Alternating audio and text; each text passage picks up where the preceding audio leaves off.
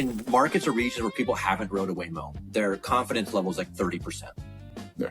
The second they write it one time, their confidence level is like 78% or something. It's like some wildly high number. I would prefer the Waymo over an Uber any day of the week, like for safety reasons, forget everything else. It is possible today with a high level of quality for any enterprise, even the most selective, precise companies. You only can experience it once you try it. I can talk to you about it all day long. I give you examples and data, but I think you won't really be able to understand and digest it until you give it a shot. It's just like LLMs or Waymos or whatever. Like until you see it and experience it yourself, the marketing is useless or won't do it justice in that way. Hi, this is Somaini's Trust Issues, and I'm Justin Somaini. Today, I'm having on Surag Patel, CEO and co-founder of Pixie. They're innovating in the application security space where massive amounts of issues are identified by static analysis tools and otherwise. They're taking those, vetting and analyzing them across that code base that you have for the real valid issues. And then, of course, creating the remediation for the developer to just click and insert. And so really reducing that detection to remediation space in AppSec by 80 some odd percent. Really excited to kind of dig into this as we've been really needing some innovation in AppSec. So hope you enjoy. Surag, hey, thanks for being here today. I really appreciate your time. Yeah, thanks for having me, Justin. I'm looking forward to this. Well, we'll have to temper your excitement here. No, it's I'm kind of curious. I know a little bit about what you're working on, but I'd love to kind of rewind the wheel, so to speak, and kind of how'd you grow up and career path and things along that. Yeah, let's do it. So I was actually San Jose born and raised, so this is what Bay Area native looks like. I was actually born, down the street from where I live, not down the street, but close to where I live right now in the peninsula, and kind of raised by two engineering parents most of my life, and ended up moving to tiny town Midwest Central Kansas for high school. So like just as I was going into high school, moved to tiny towns. We went from million population city to 20,000 in literally the middle of the country, basically, which was quite a wake-up call, but was amazing in its own right. I learned a lot. I met new people. I had a very amazing experience there. And then actually, obviously knew I wanted to get back to California, so came right back for undergrad. Went into engineering. It was easy. It was an easy path. Both my parents are engineers, and one in software, one in electrical, and I kind of decided to meet them in the middle and did computer engineering at Cal Poly down in San Luis Obispo, which is a very, I don't know what to call it, lab heavy, hands-on heavy type curriculum, right? So we studied the theory, but we spent a lot of time with our hands-on, like in the lab. And the motto of the school was kind of this idea of learn by doing, right? It was always like, hey, the easiest way to learn and get real hands-on experiences kind of in the lab with the devices and taking what you learn and applying it. So that was amazing. I had an amazing experience there. Coming out of Cal Poly was actually a very interesting journey. The kinds of companies back in, this is early 2000s, so 2004, 2005, when the kinds of companies recruiting out of Cal Poly were like all the leading tech companies, right? It was like the Cisco's, the HPs, the Lockheed Martins, the Northrop Grumman's at the time. Those are the kinds of like both, private sector and public sector type companies that were recruiting. I was lucky. I worked hard. I got several job offers. The public sector didn't pay enough to convince me to move to SoCal, and the private sector jobs, actually one in particular I still remember to this day. I joke with people. Cisco scared me away from kind of taking a big corporate job. It was like I got an offer to be an engineer on their like carrier grade router, which is like they ship like 5 a year to 2 companies or something. And I just was worried, like based on the interview process and all that stuff, I was going to be stuck in a dark room writing code all day long. And so I said, I can't do this. Made my way to grad school on the East Coast, and kind of didn't want to do something still in engineering, but kind of a little bit broader. And so I studied engineering management, which is like a mix of a few different programs with the law school and the business school. Yeah. And then jumped to the deep end after I went into a startup. Again, a funny, wild story there, but totally by chance, the CEO of a startup was on campus visiting his son. I interviewed with him, and the long story short, I ended up joining a company called Comscore, which was in the digital media measurement business. I was probably employee 20, and stayed there for many years and helped build up a kind of a data-driven consulting business, and was there through their IPO and really exciting journey.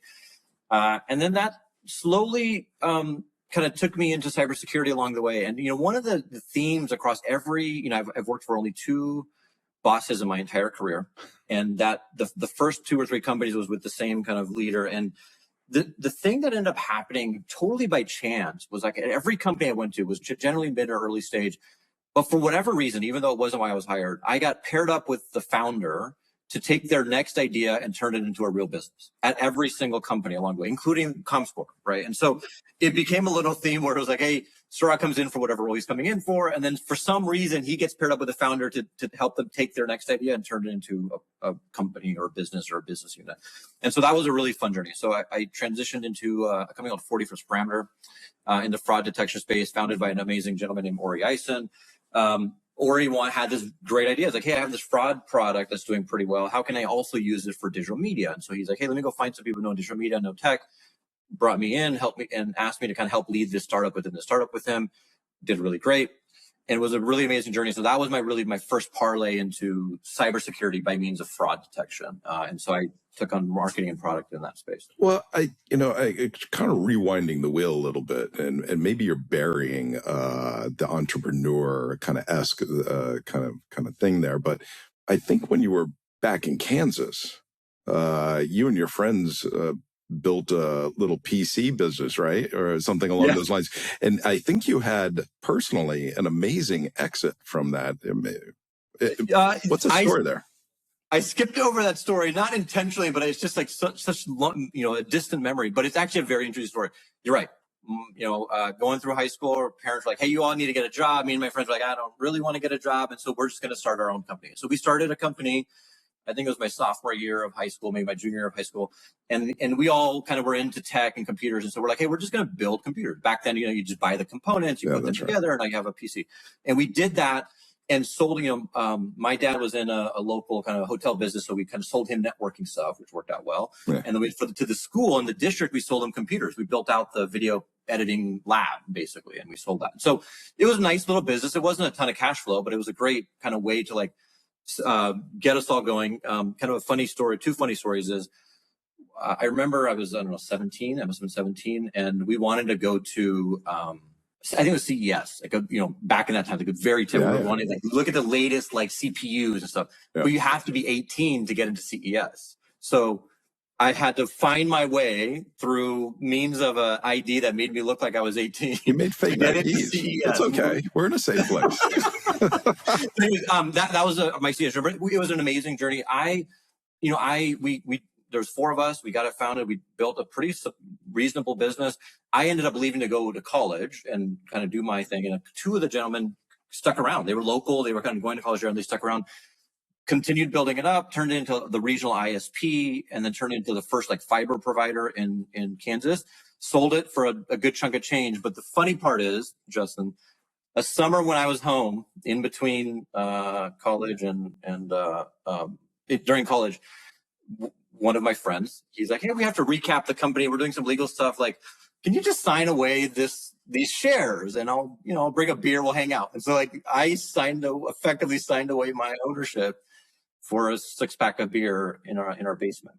That's amazing. And so do you use that story each and every time you're trying to pitch a new company to a VC and say, here's my track record?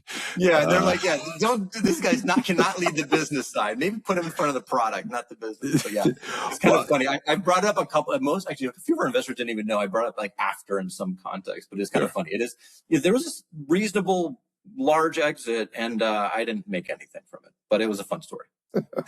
Well, I mean, the side thing is, at least your priorities were aligned. It was like, how can I get my beer money? Right. Literally in this case. That's right. That's awesome. So anyways, so going back to, I think you were talking about Comscore. Yeah. So I kind of went from Comscore, went to another, the fastest growing company by people I've ever been part of. We went from three or four in the US to like 600 in 18 months. It was like wild. That was a mobile advertising company based out of India. And then I went to that company called 41st Parameter I was mentioning. And that was a really exciting journey because, I got to take this really cutting edge fraud detection technology, use it for an entirely new use case, which means we need to like retrofit a little bit. We need to rebuild some of it. And then we need to like start in a completely virgin market. And this was like, effectively what is today a very popular concept of like cookieless media tracking for analytics purposes or retargeting for privacy reasons. At that time was also very important, but nobody had even thought about a world without cookies, honestly. And so that's kind of what we had built. So we built this pretty successful, a very successful business, as a matter of fact. And then that kind of, I ended up to kind of owning all things product, a roadmap, and marketing for the parent company, 41st Parameter, which is great. And so that was a fun experience. And we sold that company to Experian. Everyone was quite happy. Experian got an amazing company and a team. So, half of our leadership team still is kind of leadership at Experian at this point, in a pretty amazing kind of journey. And that was my, my transition into cybersecurity, but also a fun trip into kind of learning and diving deep into software security. So after we left, I joke with people, 366 days after the acquisition, half the leadership team left, me, the CEO, and a few other folks. And the CEO and I kept in touch, and we were kind of figuring like, hey, what really was next? We all kind of needed to take a little time off, so we all did that. But then basically, he's like, hey, why don't you come join me with a company called Contrast Security? I'm going to join two technical co-founders who've kind of built the foundation of the tech and have, I think like 2 or 3 customers at the time, but we really need to help scale this up. And so the CEO of 41st Parameter is a guy named Alan Newman, who's now the only second person I ever reported to in my career, and I joined Contrast Security together. And so that was a really fun journey. We joined them when they were pretty early stage, again, probably maybe 20 odd employees. And we were coming in just before we had raised the Series B with our friend Steve Harrod at the time General Catalyst, and kind of helped scale that business up. And so that's kind of where I learned the basics, the 101 of all things AppSec, and at the time DevSecOps wasn't a term, but while we were there, we kind of helped build that category or mentality, if I may, over like kind of 7 years. So it was a really exciting journey for 7 years, kind of build Contrast into a sizable player, still running strong, but it was time for me to go figure out what's next. And that's kind of what took me to where we are today. And so, I mean, AppSec, has been a necessary component of a security program, but I would actually say it's probably one of the more difficult ones to kind of implement. You got culture change issues, in regards to the engineers. It's just two different worlds. You've got a technical knowledge base that information security or security came up from a different kind of infrastructure, firewall, endpoint kind of space. So kind of learning the coding aspect is a big part. Why, so obviously cutting your teeth at Contrast is really interesting, but why stay in it? Yeah. So, I mean, it's not easy. I'm not one to give up on a category. There's one area I'll say kind of tongue in cheek is like, I have finally 10 years later got to the point where I'll say it in a negative light. I don't really mean it this way. It's like, developers don't care about security. I think I've finally come to this conclusion 10 years later, and it's not that they don't care about it. We all know they care about it, but is it in their top like 5 or 6 or 7 things they care about? Probably not. For the majority, I'll just say.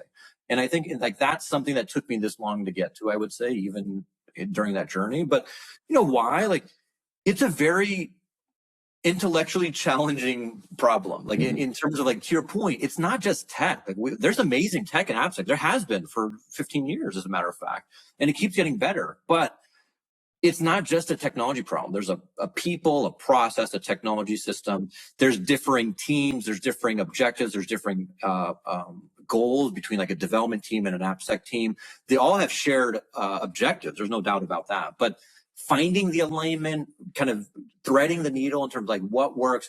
Like I'm extremely passionate about the kind of the generic topic of like developer experience that everyone talks about. And people's like, there's all these like, I have very strong opinions, like on some of the misnomers of like, hey, developer experience. People will say, hey, developer experience, let's shift left. My point is like, you're not reading, you're just saying words that don't even align. To be fair, like, you're saying developer experience. If you read any of like the real research, it'll tell you like, hey, Keep them focused on their tasks. Don't distract them. Give them really, really fast feedback loops, and allow them to kind of what is the word that Microsoft uses, like the cognitive load. Keep the cognitive load as low as possible so they can focus all of their energy on the task at hand. Yeah. Shifting left, in the term we all know it as, does the exact opposite on every single one of those dimensions. And this is kind of part of it. It doesn't mean we can't weave security in early. That's not at all what I'm saying. Mm-hmm. What I'm saying is like, hey, give me the IDE plugin. That's not the answer. I can tell you that, right? So I think, as you can tell, I'm quite passionate about that idea. But I think the reason I'm still in it is like, I don't think it's a solved problem at all. And I don't think it's just better technology doing it. I do think AI unlocks a ton, obviously. But in that vein, we still have to apply it in the right ways at the right points, measured with like measured success on the back end of it. And then we can try and move this. But the industry, you kind of said it yourself indirectly, is like, I think we're rightfully jaded in some ways. On the practitioner side, is like, don't say the word DevSecOps to me. Don't even say the word AppSec to me, because it has all these negative connotations tied to it. And it hasn't delivered, honestly, I'd say, generally. Yeah, I mean, from my standpoint, I had some really good coaches, for lack of a better word, all the way back. When I first came to San Francisco, I started out at Schwab, and Mark Curfey was there, and really was the beginning of the learning of application security by watching him do that. And then I went from there to VeriSign, and it was waterfall model, and you had a whole bunch of different constructs, but that was the first time putting in myself an AppSec program. And from there to today, it's how do we get individuals, engineers that are their management and themselves are highly motivated for feature functionality, and then we extract them out of that motion to say, now do security remediation. And so there's a conflict there naturally. And anybody, product manager and leader of engineering, sales, everybody else in the company is going, we need to compete, we need more features.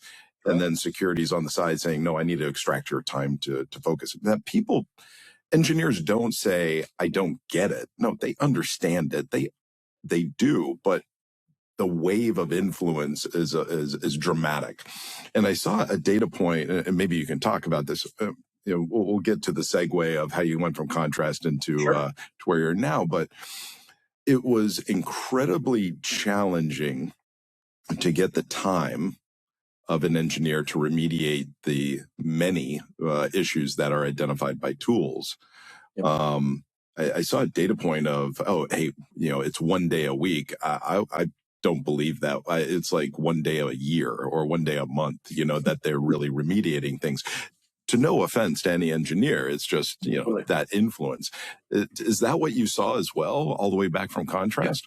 Yeah, and that was a big reason why, look, Contrast still, I bump into, as a matter of fact, I bumped into someone last night who is a Contrast customer, and they're like, still the most amazing technology when it comes to like accuracy and detection of like vulnerabilities in this flow. Like there's not much comparison in that thing. Now there's other challenges and things that may make it a little more difficult, but from a pure technology, science, and data, I'm like, does this find things accurately? It's great. It's phenomenal, as a matter of fact.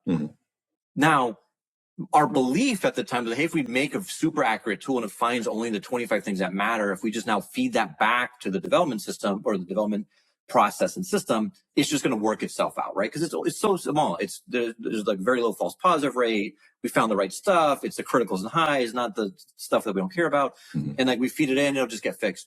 Even then, stuff never got fixed. And that was like kind of my like point is like, from the inside, I was like saying, even though people are happy with the output of the scanning tool, it doesn't change the business outcome. The business outcome has not materially changed at all, even when they move to Contrast or upgraded to Contrast, whatever it may be. And so that was like the inside. That's what I was sensing on the inside, working with all of our and we all have large enterprise customers, right? Big banks, some that you've mentioned, and like folks like that. But on the flip side, if I looked outside of the company, I was like looking, hey, what innovation's happening? What new companies are building?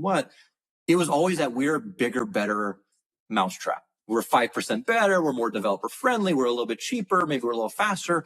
It had nothing to do with solving a different part of the process. Detection is step one. Okay, I totally get it. But after detection, to your point, it doesn't just, you don't just get detection and that's 90% of the problem, and then 10% is like, it'll just do itself. It doesn't work that way.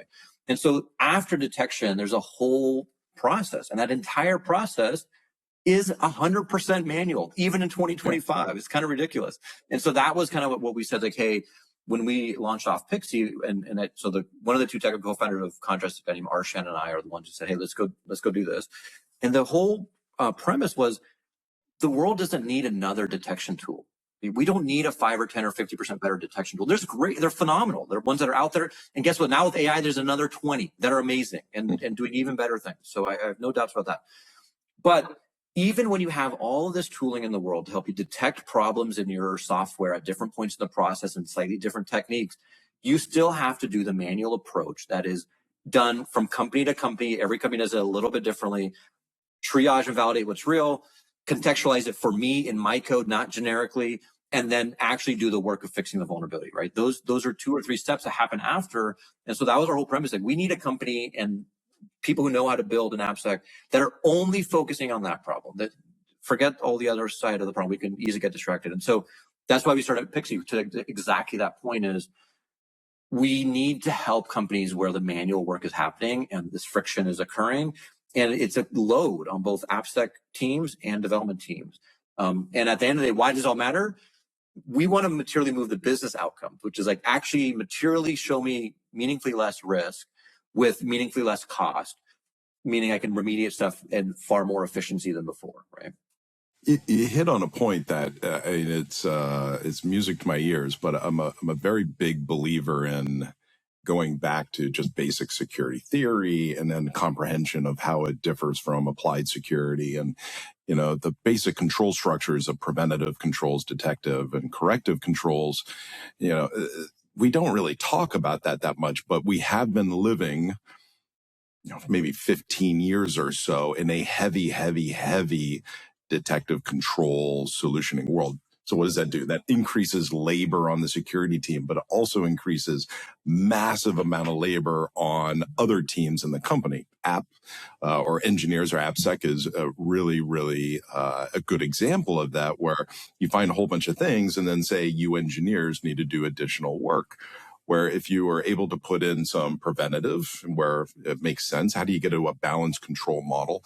But this corrective control space of how can you delabor some of these processes by putting in a more balanced control structure and finding those solutions to kind of, go to that end is incredibly important to kind of accelerate not only security, but the business as a whole. And so walk me through that journey. So there you are, you're like, okay, I want to do something else.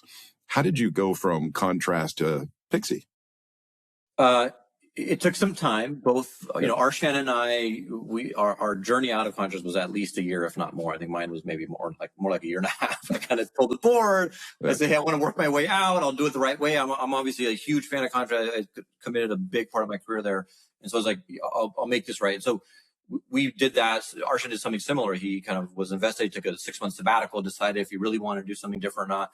And then we kind of went deep. And so our whole point before we actually built anything and thinking about even what we wanted to build, 2 things happened. One is we got together and we said, okay, hey, Arshan and I worked together now for 8 years. We said, hey, if we're going to build a company, what are the tenets and the practices by which we want to build a company? It has nothing to do with the product or the market or anything. It's like, it was like dimensions like, how do we want to drive the company? What are the values that are important to us? What kind of people do we want to hire? Things like that. So we actually, that was the very first document we ever wrote together. We did this together in Baltimore at a hotel. And then the next step was we had reasonable conviction on an idea we wanted to go chase because we had a lot of context from Contrast. But the idea then was like, okay, well, how do we do this? And what actually really matters? And we have our beliefs. We know the AppSec team and the CISOs really well, but developers we knew, but it was always kind of secondary generally, right? And so we actually talked to I think the number was 384 developers. And our point was, hands-on keyboard. If you're not writing code, I don't want to talk to you. I know the general. And so like we talked to like distinguished level L7s. We talked to like entry levels. We talked to people at big enterprise, small company. We were like all over the board, and we talked to everyone. And you know the simple answer from everyone?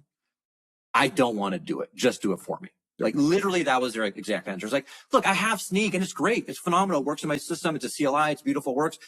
It's adding to my workload. It's adding Jira tickets to my everyday task. And you know what I do? I get these Jira tickets. I select all. I mark them false positive. I send them to someone else and make it their problem until they can prove to me I really should do this stuff. Right. That's this overhead we're talking about. So we spent a lot of time working on that. And so that was basically our forward. Like, okay, if the developers are saying, just do it for me, they're not asking for more training. They're not asking for more context. They're not asking for better descriptions. Like literally just do it for me. For them means like write my code for me is kind of what they were telling us. And so that was the end goal. Now we all know that's not a pipe dream in today's world, but like it seemed very difficult. Like there's many other reasons why I can't just write your code for you, because it has to have the right controls. You need to have a human loop to validate it. I want to make sure I don't break anything. We're mostly selling to big and large enterprises. So there's a lot of work to make that happen. So, but that was the goal. Make something that will just do the work for developers. And when I say do the work for developers, there's a lot of like threads you have to pull off of that, right? I think this is kind of, if I fast forward a little bit to today in the market, there's a lot of amazing companies out there, but there's also a lot of companies that are just saying, hey, I have AI. AI will do whatever I ask it to do, and it'll generally look pretty nice. And I have code scanning results. I've had it for 10 years. If I just take these results and send to AI and say, hey, I fix all this stuff, guess what? You'll do it. Yeah.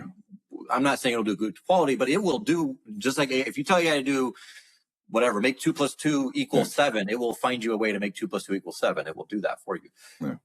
And I think that's kind of part of like where we've learned ourselves along the journey is like the answer, as a matter of fact, most of the time is not to do anything, but you need to figure out what that is, right? So like when the developers say, just do it for me, what they really mean is when I need to do something, which is by definition less than maybe say 20% of the time, because the other 80% of the time, they just need to validate and provide the evidence and the context and the proof that is actually not applicable to them or their code or this exact instance or this finding. That's a ton of manual pain right now. And then for the 20% that's left, okay, great, help me fix it. And so these are the things that we've learned along the way. It's like we talked a lot about fixing early days when we started Pixie. I'm not wearing it today, but like I even assure this is like just fix it. I was like, just go do that. But the reality is like you only need to fix what should be fixed. And the reality is in AppSec, I think the world who's been practicing it has already known this, is the vast majority of the stuff that we find should never be fixed because it's not applicable to me. It's not a really high severity. If I recontextualize it based on my context in this exact instance, I actually don't need to fix it. But someone needs to come up with that proof and that evidence and that validation, which is again manual work, right? So we've spent a lot of time like on the fixing. Of late, we talk about that triage process and that deep research process of validating like what is real and what is not real. I was actually with the CISO last night of a very large financial, and he's like, the fixing stuff is amazing, but the triage piece, that is what I'm here for. He's like, I get the fixing stuff. Like we've bought into that. Even Claude Code can do a lot of that. Great, phenomenal. But it needs the context on what it should fix and how it should fix it, which is not, it's not cookie cutter, just to be clear. Like every company is a little different. Every code base is a little different. Preferences, even every human is a little different. It really can vary from company to company. And so I think that's a big part of like, how do we make this reality? How do we make this actually work? Because like, it's not cookie cutter. It won't work that way. It has to be contextualized to each and every organization. And so we have, nowadays we have LLMs to allow us to drive contextual understanding, especially if you want a graphic of a hand with 6 fingers. But walk me through. So I'm sitting there, I'm a CISO of a company, and we have an AppSec program, of course. What does the implementation look like? What is the time frame or outcome? Walk me through a little bit of color to kind of make it tangible. Yeah. Again, learnings from past lives. One of the amazing things about Contrast is great. One of the hardest things about it is we were an agent. Deploying an agent is very hard, extremely hard, and it's not. Most security teams don't even have the right permissions or ability to deploy an agent because of the way it gets put. So I think one of the things that's funny, that document I talked about, the first document Arsh and I wrote together, one of the things on there was like, time to value is absolutely critical in this space, right? And that was something we learned, like kudos to Sneak. One thing they are still phenomenal at is like time to value is like instant. It's like seconds. You download the CLI, you hit go, all of a sudden you start seeing some stuff popping through, right? So that was important to us. Now, to do a lot of the stuff we just talked about could be complicated, right? Like if I want to give you vanilla cookie cutter stuff, that could be quick. But if I don't want to give you something that's bespoke to you, that takes a little bit of time, perhaps, or some learning. And so we've built our system in a way that the idea is like time to value is critical and paramount. And so that means get them value quickly, but optimize it over time. Meaning day one, it may not be the perfect everything you want exactly how you look at, but it should still be, I don't know, directionally or 80 or 90% correct. Now, over the course of the next several weeks or months, or even forever, as you kind of learn from the humans, you learn from the interactions, you add more context, you can actually enhance that even more, add more preferences, add more customization, et cetera. The same way we are kind of used to using even code scanners, right? Like we buy them and then we spend a year tuning them. It's kind of the way that the world is operated, right? And so in the very small way. So the point for us is like we deploy a system. We have a cloud hosted one that's like obviously the quickest and easiest way, but we touch source code, we touch vulnerability data, and we use LLMs. And we work with kind of mid and large enterprises generally. In most cases, they're like that combination of things cannot be in your cloud for many reasons, even though I have all the audits and all that good stuff. And so most of our customers actually self-host the entire Pixie stack. And so that can take a little bit of time of their internal approvals. But the idea is like we get them self-hosted or we use our cloud host. There's only 3 connections you need to make today. You connect us to your LLMs if you're using your own self-hosted. So that, again, you have the guarantees of your data not being used to train a model or learn different ways. You connect us to your code. So this is like a GitHub or GitLab or ADO type connection. And then you connect us to your code scanners. I'll say plural because you only have to connect one, but most of our customers connect multiple, right? They may have SonarQube and checkmarks and contrast and Sneak, whatever it might be, and Dependabot, whatever it is. Like the idea is like you connect your scanners, your source, and your LLMs to Pixie. And what we're then doing is you will start getting results within minutes. So right away, you will start getting results. We'll take results out of your scanners. We'll start doing triage. We'll start doing fixes, and we present that all back to you in our console. That's the like, hey, make sure you have value quick. So you can kind of start saying, hey, I have these, there's a repo we onboarded yesterday, had 11,000 something findings. I have these 11,000, actually no, had 18,000 something findings. 17,000 of them were not applicable to them at all. It was because they had in their repo had pulled in what's the notoriously bad CRM system? I'm forgetting.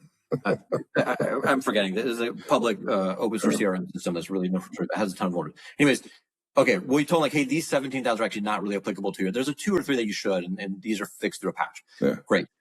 The other like 100, we kind of told them, these are the ones you should be spending your time on. And here's the validation on which ones are actually exploitable or not in your code because of the context we do. Now, that can't happen it's not sub-second, right? There's real analysis that goes into that. And so it may take several minutes, but I think in the idea is like you will get real value in minutes once you've got the wires connected. And then we can optimize over time. And so you can add more context into the system. You can add preferences. Those of us who use Claude, we all know that you have like a Claude.md file where you can tell Claude to do whatever you want. You can do the same exact thing with Pixie. You can give us your preferences on how you want things to get fixed, what things you may want to ignore. You can do it in an MD file. Soon you can also do it in our console.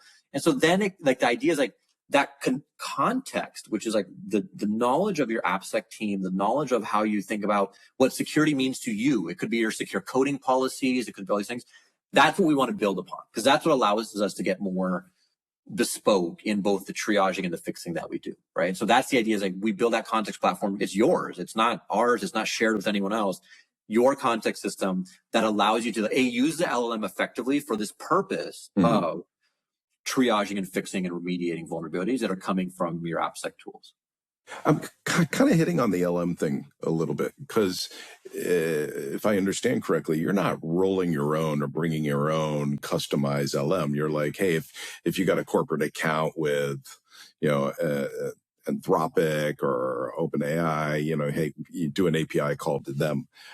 I would imagine, and this is a question, but I would imagine that the efficacy or accuracy of those LMs vary in regards to the detection. How did you guys think through that in the development process? What's reality and what's a recommendation to people? It's a great question.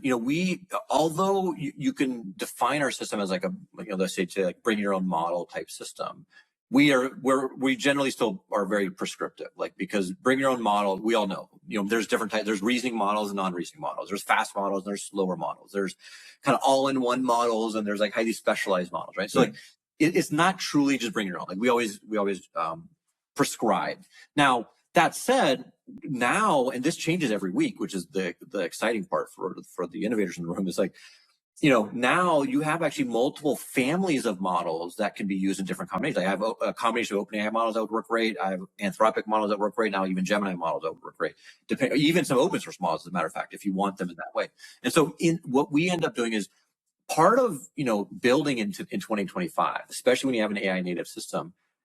I don't know what I asked Arshan this last week, and he gave me a directional answer, but it's something like 50 to 60% of our code is actually benchmark data and validation on making sure that the quality of the output of the application is what we expect and need. Why do you need that? Models change. Even the same model over time can erode in quality. There was a well-known one that was publicized, I think it was like XML input into the same exact model over time ended up eroding quality massively over time. This was an OpenAI model like a year ago, something like that. And so what we do is we benchmark models all day long. And new models come out, we'll benchmark them. And that benchmark is IP of ours that we've created both hand by hand and with various data sources to kind of say, hey, if I benchmark this kind of set of findings through this set of combination of tools, and I'm validating the triage decision or recommendation and the fixing and the quality of that fixing on the back end of it, how is it doing? And so we have models, or we have that benchmark that will run constantly all the time against new models, and we provide that input to drive our recommendations. And so I'll give you a real example. Today, most of our prescriptive deployments will recommend O3 Mini as a reasoning model and 4.0 as what we call kind of a fast model. And those two models together are generally what we recommend to most of our customers today. I had a case last week where a big bank customer said, hey, we have access to 5.1 through GPT, through OpenAI. Why don't we use that? It's supposed to be bigger, better, faster. And so we ran the data. We showed them the data. It's like, hey, here's what would happen. It would work. You could do it right now. It would work. It would be 3.5 times slower because of the way it operates, right? 5.1 is an all-in-one model. So it's going to make its own decisions on where it needs to use reasoning and where it does not need to use reasoning. It was 2.5 times more expensive. And from an accuracy standpoint, the accuracy went up 0.5%. And so they're like, oh, okay, great, I got it. But if it was up to them, they would just use the latest and greatest. We hear the model is better. It is better. But for the context of what we're using it for, it doesn't actually have a meaningful difference. And why is that? This system underneath Pixie, we're not just like one-shot prompting anything. Nothing in Pixie is like a one-shot, right? It's like a series of workflows on agents that kind of are doing various techniques to make sure that we get high-quality output. And we kind of narrow the model down to what it can predictably, consistently tell us, not just like a hope it gets it right in that way. So by building all that in place, you get consistency, predictability, accuracy, even from what are, year-old models, year-and-a-half-old models at this point. And so you're looking at it from two major categories, the triage and then the remediation or code creation, commit, whatever you want to call it. What is the accuracy? What are the numbers to kind of help define? Because I'm putting myself, again, back in that CISO spot, and I've got to sell this. Yeah. I get the concept, but I got to sell it to the engineers who've been promised, hey, we're going to lower your labor. We're going to be accurate. I mean, you go back to Contrast and they're like, okay, false positives, et cetera, et cetera. I mean, the list goes on in the conversation that we have. What is the speeds and feeds, for lack of a better word, going back to your networking, kind of router days, but, what does that look like in reality? Yeah. So, for us, it comes down to Quality is always first and foremost for us. You know, again, some of this is just part of our DNA, is like having built that concept. Accuracy was always objective number one in any dimension. So for us, like, we kind of work in that same model. And like, where does that apply? Generally, the bigger, you know, the mid and large enterprise. This is a reason why we focus there as well. Is like, you know, they have a certain level of expectation. Like, to your point, when you put on your CISO hat, you're thinking your CISO of your enterprise, like your, you know, large company perspective. So that's step one. But for us, like, what does that mean? The speeds and feeds. You want to be able to triage as high a percentage of these findings as possible. So that's what we're constantly building. Like, we have a slew of ways in which we do triage. It's none of it's one shot. So for example, probably about 20 different vulnerability classes have their own agent that is just for that vulnerability class. Like SQL injection, it has its own. And when I say agent, it's really by Anthropic's definition of workflow. It's a combination of agents and process. And so we've got an agent for SQL injection. We've got an agent for process scripting. You got an agent for CSRF, et cetera. But then there's some stuff that's kind of beyond that, right? You know, some of our customers connect us like SonarQube. SonarQube has, I don't know, 100 security rules and 5,000 non-security rules, right? And so we might even help in the non-security stuff, because guess what? The technology is all there, and it actually does an amazing job in that space. And so for us, it's like, get a really high coverage. And so we measure ourselves on like, can we actually triage with high quality and accuracy as close to 100% of the findings as possible, right? And so that number has actually got really good. We were stuck around 50 or 60% for a long time. We then made this, a lot of this internal terminology, but we then made this big shift in like where we're using the agentic ability to kind of help us understand what it is about this finding. And not just that, every scanner is a little different. So I have to go research like, hey, how does Sonar do this? And then pull that context back. And then so right now, I would say our coverage rate is somewhere between 90 and 98%, depending on the language, depending on kind of the code in that context, and the vulnerabilities coming in. So it's really high. Oftentimes it's 100%. Like if you're talking about your typical like security scanner on a Java or Python repo, it's going to be 100% is that we can triage. So that's one. The second thing is, that's not really a good measure of quality. How good is the triage? Does it come to the same conclusion a human would? Now, this is an impossible question to answer, but we attempt to do it ourselves all the time. And so that's, I talked about the benchmarks earlier. We have our own benchmarks. Our benchmarks are meant to be impossible to get 100% on. That's how we build them. And so we score all of our models, all of our changes against our benchmarks. We currently run at somewhere between 91 and 94% of our benchmarks in terms of accuracy. Does it come to the exact same? There's two things. Does it come to the right conclusion? And does it come to the right conclusion consistently over time? Because that's the other problem with LLMs. They're not deterministic. This is on the triage side. This is on the triage side. Yeah. So that's and then we do the exact same thing on the fixed side. On the fixed side now, there's a third dimension that's not on the triage side.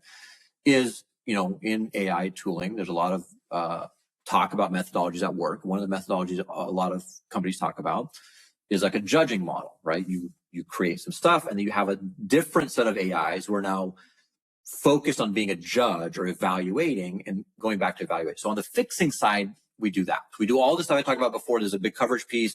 There's how do we fix it? We have, on the fixing side, we have some non-AI fixes, because if I don't need AI to fix it, I'm not going to use AI. So we actually have, the first year of Pixie, we skipped over this. Like, we built an open source framework called Code Monitor that is deterministic syntax tree manipulation. So rewriting code without any AI was kind of a big part of it. So we still use that in some cases.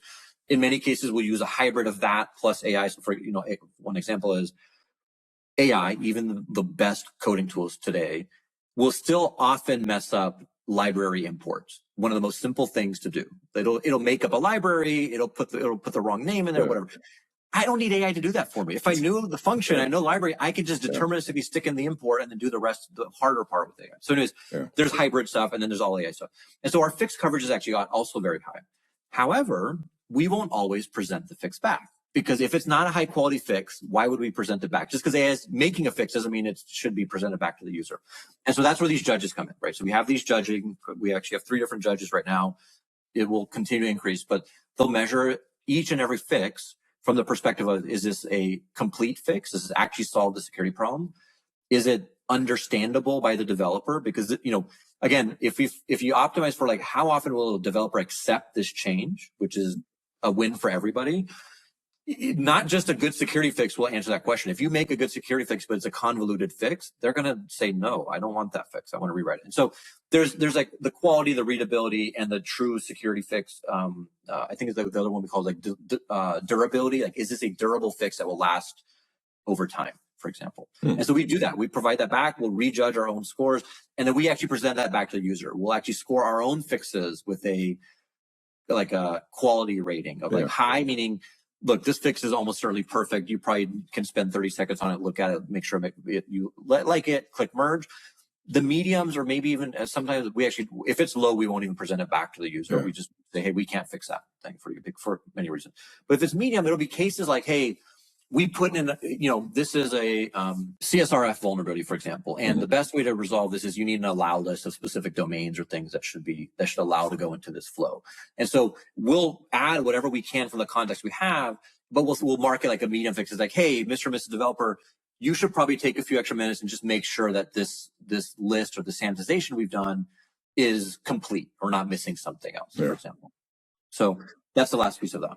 So a couple additional things. I mean, when you look at adoption and happiness, I'm struggling at finding the right word, but if I'm the engineer or who I want to cater to for an outcome of complete remediation of all the CRUD that is in there, is there an ability to track the percentage across the customer bases that you have on what is the percentage of commit versus rejection?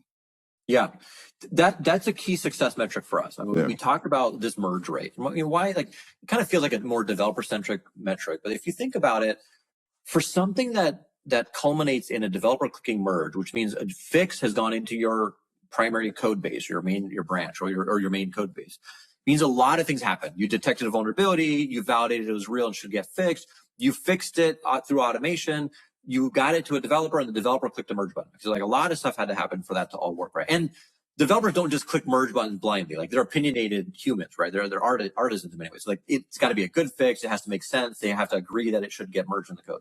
So for us, like, one of the core metrics when we started the company was like, hey, our merge rate of automated fixing of vulnerabilities should be at least 50%. Okay, so this was our goal. And at the time we thought it was audacious. So like, hey, we had this big goal, 50% of fixes. If it's not, we get why it can't be 100% because it'll never be perfect. And every human, you can't always account for what they might want or not want, perhaps. But what we see today is actually numbers closer to 7. I think our latest going to average like around 76% of things that get automatically written are getting merged by a human at the last step.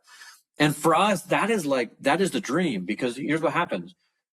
Every time the developer clicks that merge button, you've probably saved somewhere between 2 for a very simple vulnerability to 15 to 20 hours of time for every single time they click that merge button, right? Because even the most trivial vulnerabilities, you have a Jira ticket, you argue about it, you kind of put it into your backlog, you then fix it when you have time.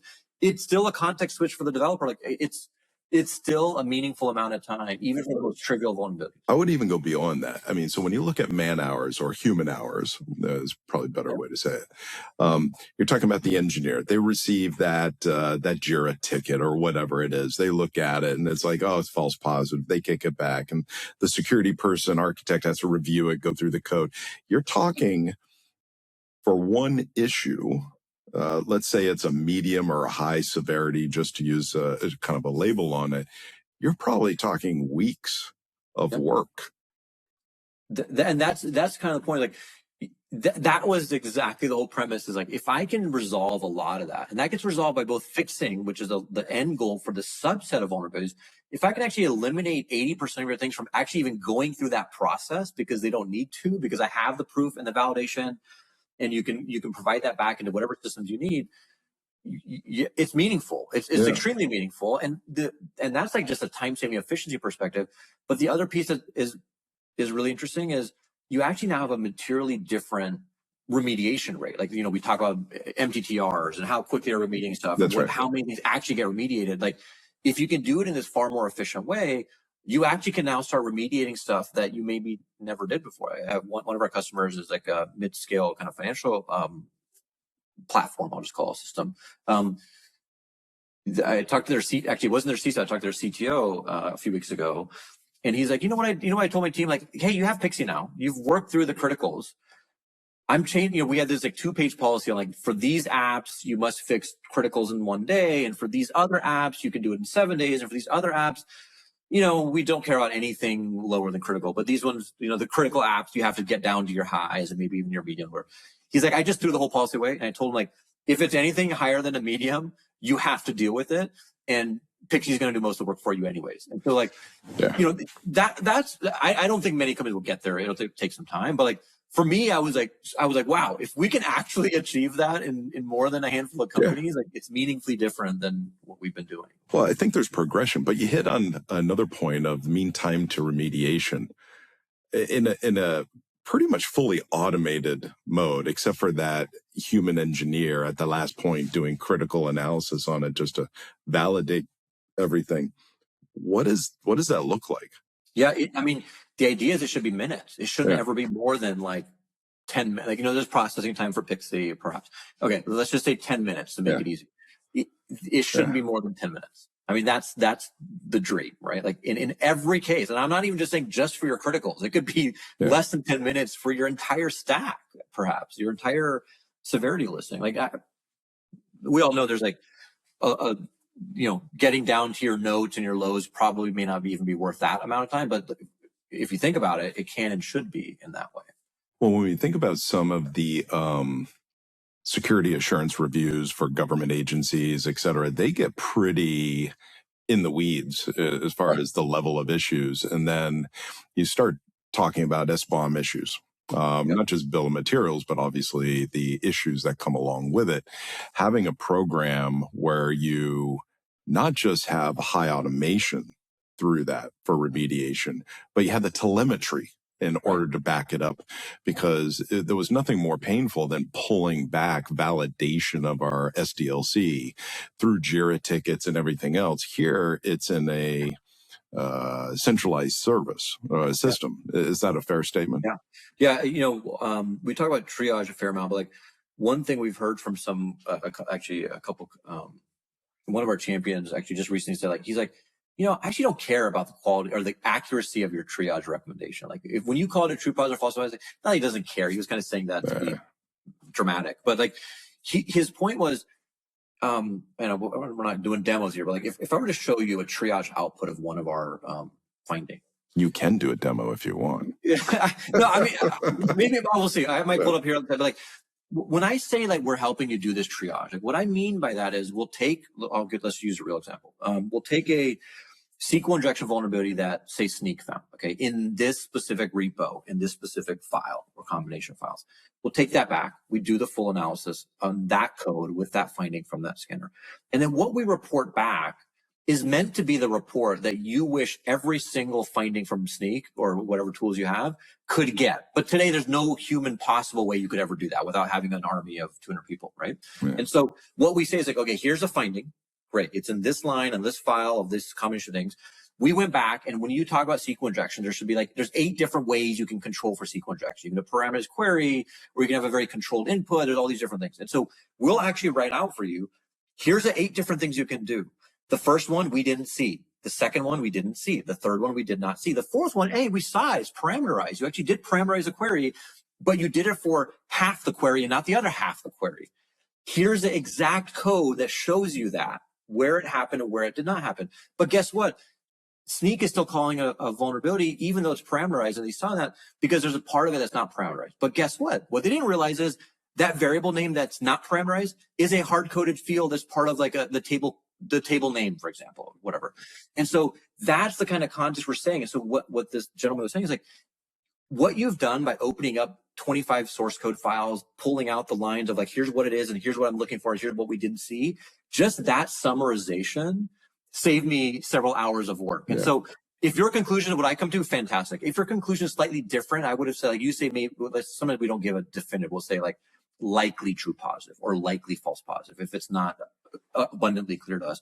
And like, more often than not, because we're saying, hey, we wish it would be a little bit more aggressive. And instead of saying likely true positive, just call it a true positive because we have all the context here to kind of say that. And so, I think the idea of like half the effort is just collating the context you need to see if it's real or not real. And then making a decision becomes a lot easier, right? When you have the information you need right in front of you. Yeah. So I think to your point, like that big idea is like, how do we get the context that we need? Because we need to do that anyways to get to a decision. We share all that. That's part of the evidence trail. And then we'll give you a conclusion. That is our conclusion on the back of that. So I have to ask, I mean, AppSec, it's been around for a while. We've got tons of solutions. You brought up Sneak and others, of course. Yeah. But what we're seeing is a huge wave of how do we take AI and apply it to instantiated security processes to effectively get higher automation. That's what you guys are doing, you know, in the AppSec code remediation. From a competitive standpoint, how do you differentiate? I mean, what does a competitive landscape look like for you in this space? I mean, it's changing by the minute or by the second, probably more accurate. I would say like there's, in my mind, there's a few different areas on where AI is being applied in application security, right? Okay, so let's just quickly talk about like the model providers at foundations. You know, OpenAI is talking about an aardvark type product, which is amazing and phenomenal. Anthropic has a built-in code scanner. You can it's just a query as part of an output, right? So there's like the models themselves who are adding some capabilities. Generally, all of those capabilities are more focused on detection, right? Now they may do detection all the way through the full loop of trying to do remediation as well. But I have a slightly different concept of what's important. We think about it from not a tool perspective, but from a customer, from an end user perspective, right? And then you've got the traditional AppSec players who are all obviously jumping in head first on what else can they do to automate systems. And for them, most of it is like extending the system. Okay, right? I now will add a auto fix capability into the system that I have. I'm the detection.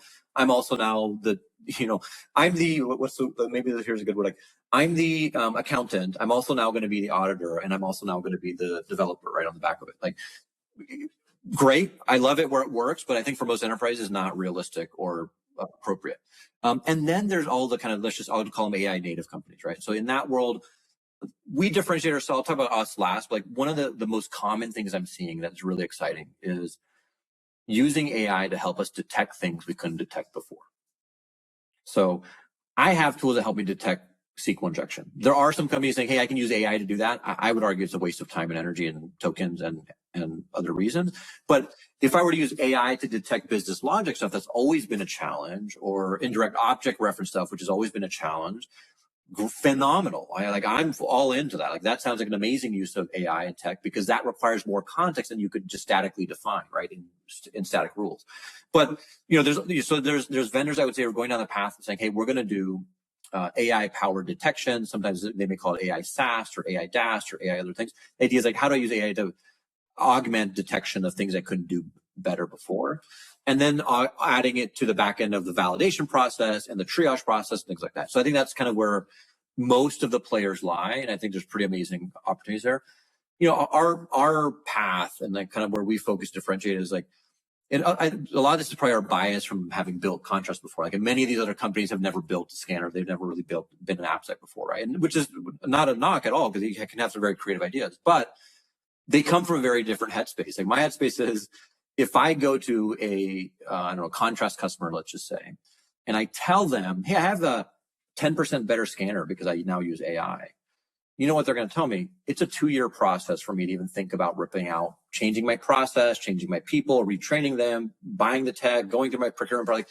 It's just it's not, I can't just rip out SemGrep and throw in AI native. It just doesn't work that way in any, again, mid and large enterprise, right? So for us, my whole premise has been from the beginning, that may be a thing. Like, ask me again in a year and I may have a different answer for you, Justin. But like today, if I were asked, like, what is the biggest challenge today? It's like, I need to take everyone's AppSec program, legacy, or maybe they're starting to use some of the latest and greatest techniques, and I need to help them add on top an AI native kind of resolution platform, meaning take this signal, if we want to call it, and turn it into outcomes through as much automation as possible.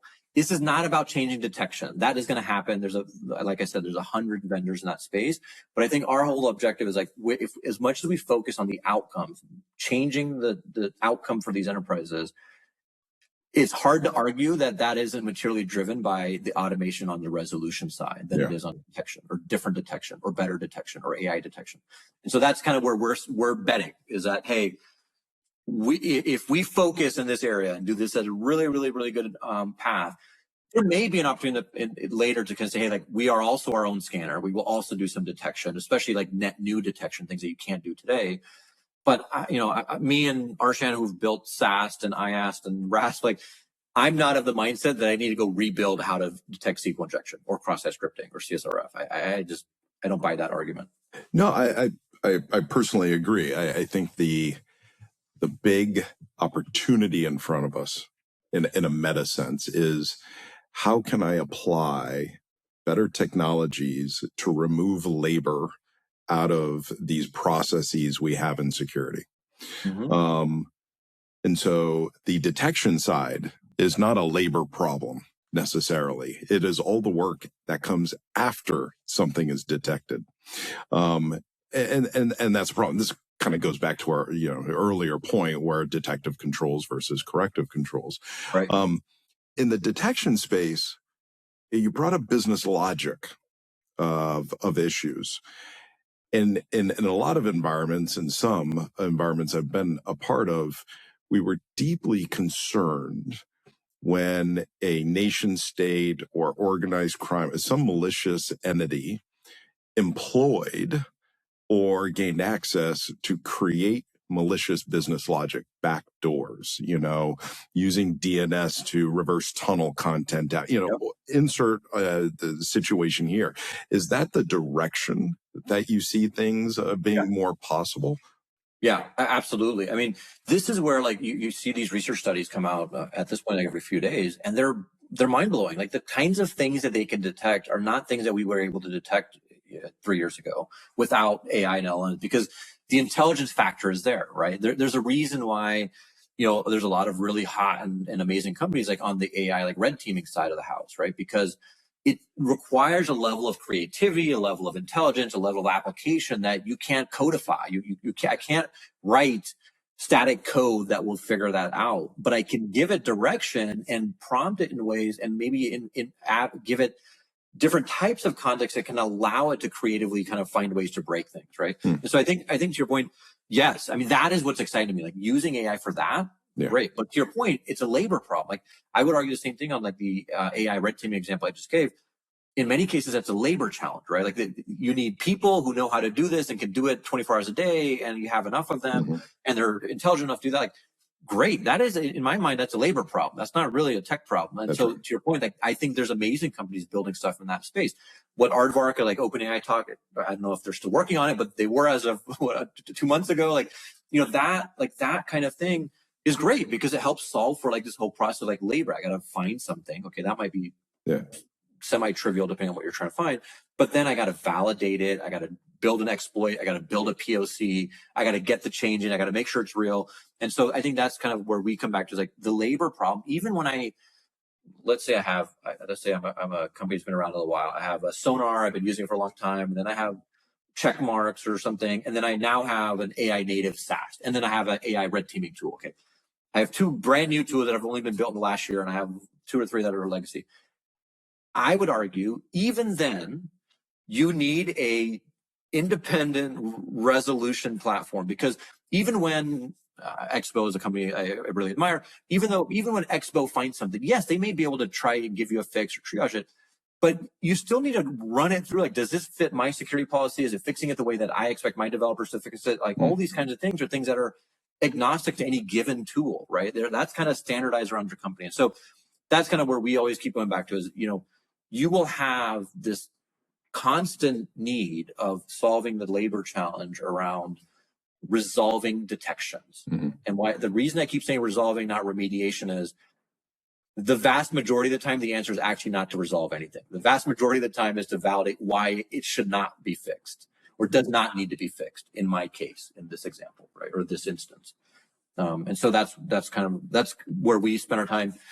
I hope we talk in a few years and we can decide if I was right or wrong, but like that's kind of where we think the enterprises really could get some immediate value. Yeah, I definitely agree. So we hit a lot of things. Are there things that we did not talk about in regards to what Pixie is doing, implementation? Maybe how does it show up for the engineers? Is it yet another screen? Yeah, there's one thing I would say that we did not talk about, but it's actually pretty close to the question you just asked. It's like, like we also have to build for a future, right? We're not building for if I build for today, I'm already outdated, right? We gotta build for where the puck is at and kind of where it's going, as we all like to say. One thing I would say is there's one thing about us that's also kind of, I'd say that we're trying to be forward thinking on is I may not have to be the one to always write the code fixes, right? Claude Code, I think we talked about before we got on. I love Claude Code. You love Claude Code. Like a bunch of people that I know like it too. However, I think we also can agree is Claude Code won't just know to follow the way I expect to write secure code or write it securely every single time or do all the things that we expect from a security perspective, right? And so when we talk about where does Pixie go, today we talk about we will rewrite code, we will open up pull requests to fix code. And I can say tomorrow, I can even say today, part of that is today that might be the need for the enterprises who don't, or the security teams or the app teams who maybe are not using Claude Code that way. We all know they're going to get there. It's just a matter of time, right? And so half the idea would be I don't actually need to make the fix sometimes. I can totally pass the context on hey, Claude Code, here's the problem. Here's how you make a fix. This is how you would make the fix. This is how you would validate it. Here's how you would check it. What we internally call a fix plan, I can send that straight, let's say through an MCP agent directly to your coding agent, right? So I think part of the way we think about it is it's a system. It may at times do the actual action. At times it may have all the intelligence and context it needs to drive another agent to do the action if that's the better agent in the right position to make that change, right? So people ask me all the time, hey, will you have an IDE plugin? Again, that's not me. If you're using Claude in your IDE, Claude should probably use the Pixie MCP server to get the fix plan so that when it does make a fix, you don't have to go through 10 different iterations to get it right. You can get it right the first time, That's right. And so I think there's a lot of the history or a lot of the future, I think, will be, it's not just independent systems working in silos. They will have to work as part of agentic systems that will cross products and cross companies.